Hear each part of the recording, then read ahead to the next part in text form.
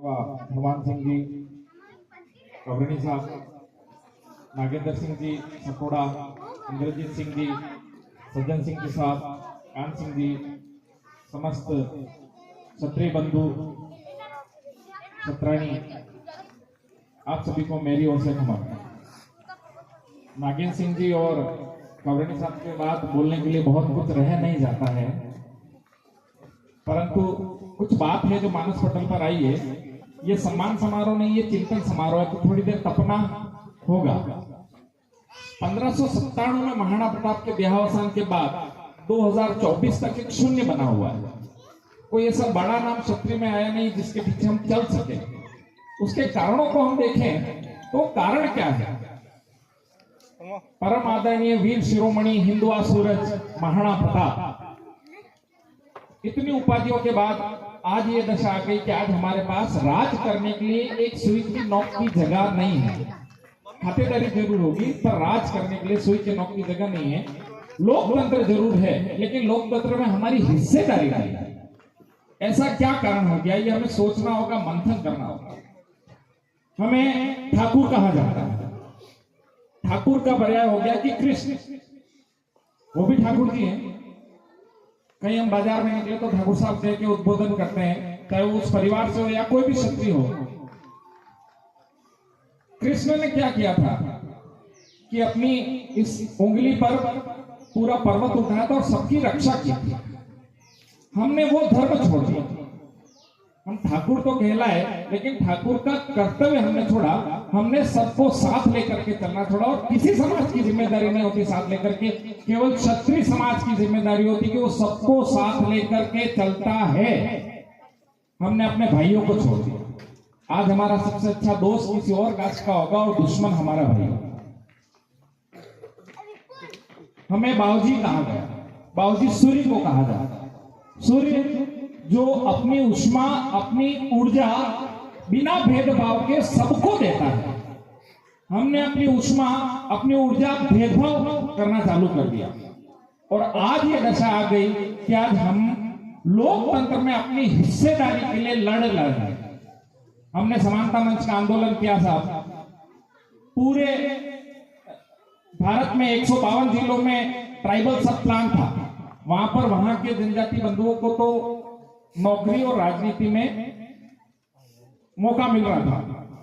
हमने और दिग्विजय सिंह जी करेलिया ने अभियान किया। मुझे कहा कि आप मेवाड़ देखेंगे और हमने घर घर जाकर के इस बात को पहुंचाया कि ये चीज यहां पर भी लागू हो सकती है। 2.5 लाख से अधिक लोग हम सागवाड़ा में इकट्ठे हुए।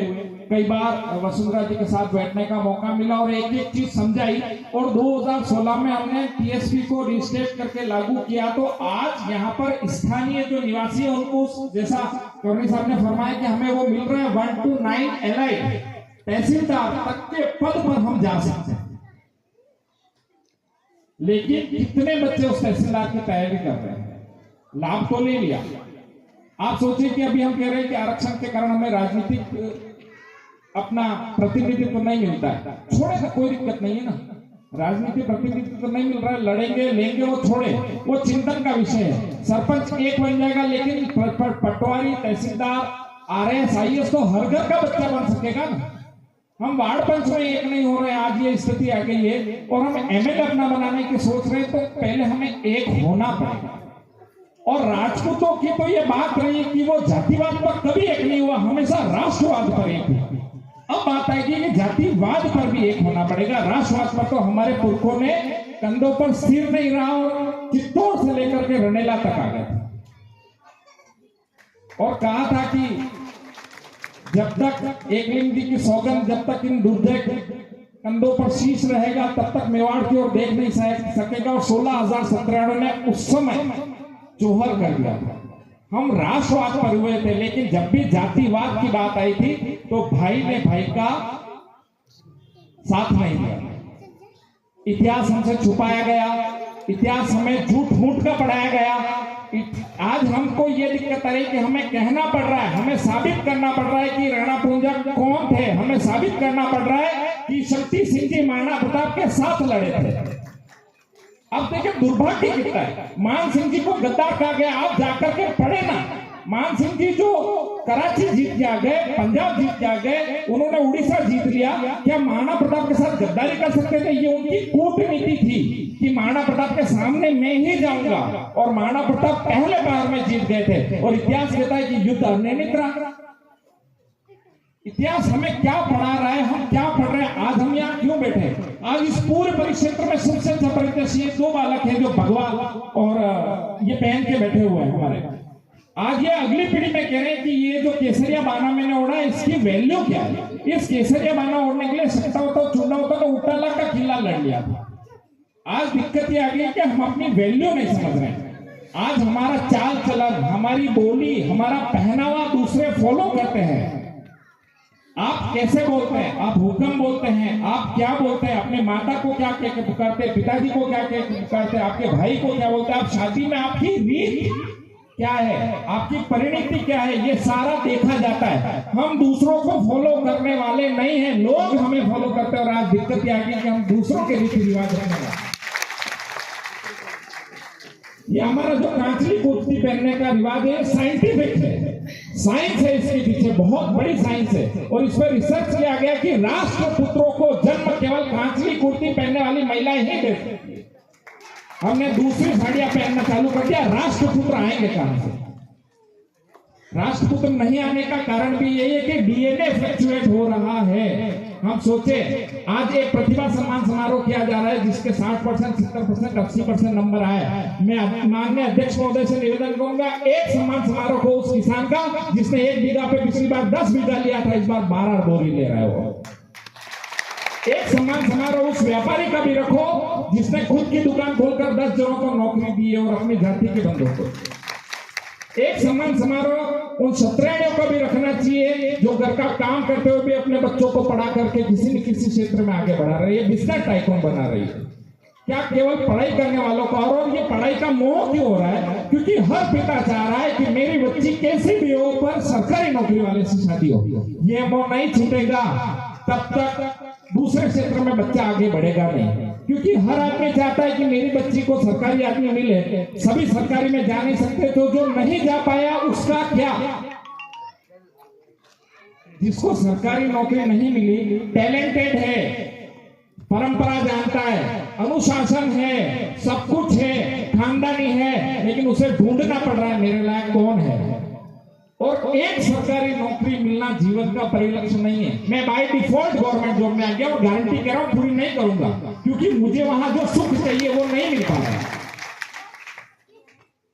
अधीन रह करके कार्य करना किसी क्षत्रिय को अच्छा नहीं लगता है, और यह पराधीन रहने का काम है।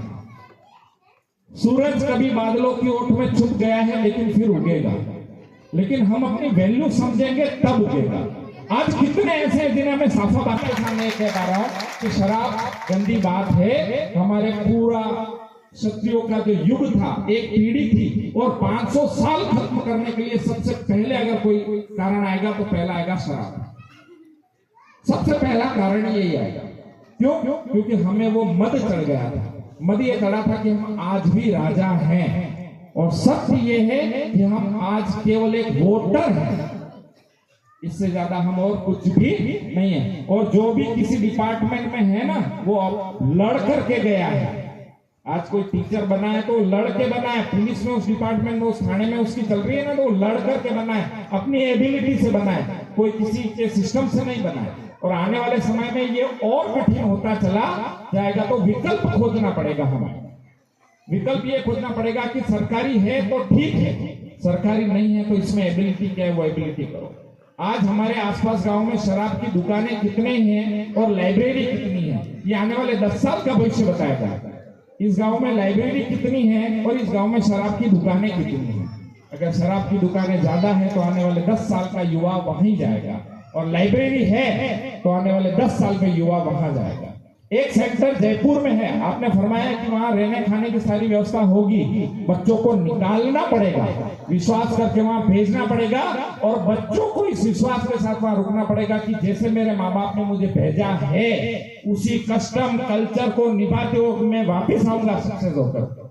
आप पर विश्वास किया है और आप उस विश्वास को पूरा नहीं करे तो विश्वासघात कहलाएगा, और विश्वासघात क्षत्रिय के खून में न था ना है ना रहेगा। बोलने के लिए तो बहुत कुछ है, लेकिन मूल मुद्दे की बात मैं कहूंगा, जैसा गवर्नर साहब ने फरमाया